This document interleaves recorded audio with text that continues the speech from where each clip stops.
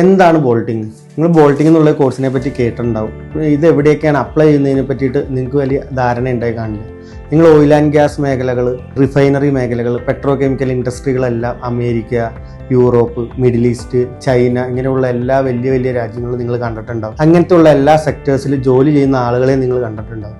ഇങ്ങനെയുള്ള എല്ലാ സെക്ടേഴ്സിലും മസ്റ്റായിട്ട് വേണ്ട ഒരു കാറ്റഗറിയാണ് ബോൾട്ടിംഗ് ടെക്നീഷ്യൻ എന്ന് പറയുന്നത്. ഈ ബോൾട്ടിംഗ് ടെക്നീഷ്യൻ ആവാൻ നമ്മൾ പ്രൊഫഷണൽ ആവണം, ടെക്നിക് സ്കിൽഡ് ആവണം. അല്ലാതെ നമുക്ക് വെറുതെ പോയി ഒരു എക്സ്പീരിയൻസ് കൊണ്ട് ബോൾട്ടിംഗ് ടെക്നീഷ്യൻ എന്ന് പറഞ്ഞാൽ ജോബിലേക്ക് ചെന്ന് കയറാൻ കഴിയില്ല.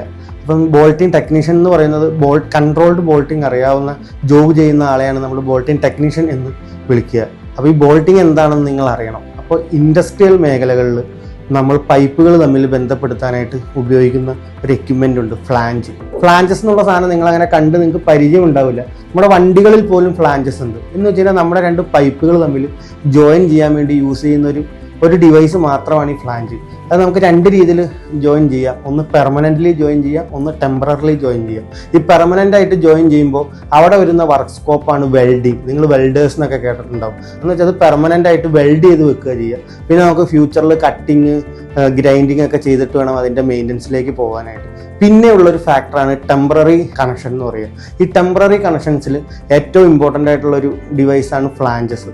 നമ്മൾ പൈപ്പിലേക്ക് നമുക്ക് എക്സ്ചേഞ്ചസ്, വാൽവ്, കോളം ഇങ്ങനെയുള്ള എക്യുപ്മെൻറ്റ്സ് എല്ലാം ഇൻഡസ്ട്രികളിലുണ്ട്. അതെല്ലാം നമുക്കൊരു പൈപ്പിലേക്ക് കണക്ട് ചെയ്യണമെങ്കിൽ ഫ്ലാഞ്ച് എന്ന് പറയുന്ന സാധനം മസ്റ്റ് നീഡഡ് ആയിട്ടുള്ളൊരു സാധനമാണ്. ഈ ഫ്ലാഞ്ചസിൽ തന്നെ കുറേ കമ്പോണൻസ് ഉണ്ട്. ആ കമ്പോണൻസ് ആണ് ഗ്യാസ്കറ്റ്സ്, സ്റ്റഡ് ബോൾട്ട്, നട്ട്. നിങ്ങളെല്ലാവരും, എല്ലാ സാധാരണക്കാരനും ബോൾട്ട് എന്താണ്, നട്ട് എന്താണെന്ന് അറിയാമായിരിക്കും. ഈ നട്ടും ബോൾട്ടും നമ്മൾ അഴിക്കാനായിട്ട് യൂസ് ചെയ്യുക സ്പാനേഴ്സ്, അല്ലെങ്കിൽ അത് അഴിക്കാൻ കുറച്ച് ടൈറ്റ് ആണെങ്കിൽ നമ്മൾ കുറച്ച് ഹാമർ വെച്ച് നമ്മൾ കുറച്ച് ശക്തിയിൽ അടിച്ചിട്ടായിരിക്കും ആ ബോൾട്ടെല്ലാം ഊരുക. നിങ്ങളെല്ലാം ഇത് നിത്യജീവിതത്തിൽ ഉപയോഗിച്ചിട്ടുണ്ടാവും. നിങ്ങൾ സൈക്കിൾ മുറുക്കാനോ വണ്ടിയുടെ എന്തെങ്കിലും മുറുക്കാനോ അല്ലെങ്കിൽ ടയർ മാറാൻ പോകുമ്പോഴൊക്കെ നിങ്ങൾ ഈ ബോൾട്ടും നട്ടും കണ്ടിട്ടുണ്ടാവും. അപ്പോൾ ഈ നട്ടും ബോൾട്ടും പല സൈസിലുണ്ടാവും. സ്മോളർ സൈസ് പോലത്തെ ബിഗ്ഗർ സൈസ്. അപ്പോൾ നമ്മുടെ ഇന്ത്യയിലും നമ്മൾ ഈ മിഡിൽ ഈസ്റ്റിലും യൂറോപ്പിലും ഈ രാജ്യത്ത് എവിടെ പോയാലും ഹയർ ബോൾട്ട് ഹാമർ ഉപയോഗിച്ച് അഴിക്കാൻ അലൗഡ് അല്ല. അതിന് കുറേ കാരണങ്ങളുണ്ട്. ഫസ്റ്റ് തിങ് ആണ് സേഫ്റ്റി. നമ്മൾ ഹാമർ ചെയ്യുമ്പോൾ അത് സ്ലിപ്പായി നമ്മുടെ കൈകളിലോ കാലുകളിലോ ഒക്കെ അടിച്ച് നമുക്ക് എന്തെങ്കിലും ഫിസിക്കലി ഇഞ്ചേർഡ് ആവാനുള്ള സാധ്യത വളരെ കൂടുതലാണ്.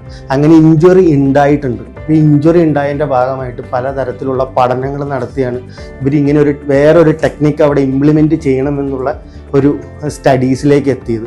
രണ്ടാമത്തെ പ്രശ്നം, നമ്മൾ ഹാമർ ചെയ്യുമ്പോൾ പല ആളുകൾക്ക് പല ആരോഗ്യമായിരിക്കും. എൻ്റെ ആരോഗ്യമായിരിക്കില്ല, നിങ്ങളുടെ ആരോഗ്യം. പല സൈസിലുള്ള പല ആളുകൾക്ക് പല ആരോഗ്യമായിരിക്കും.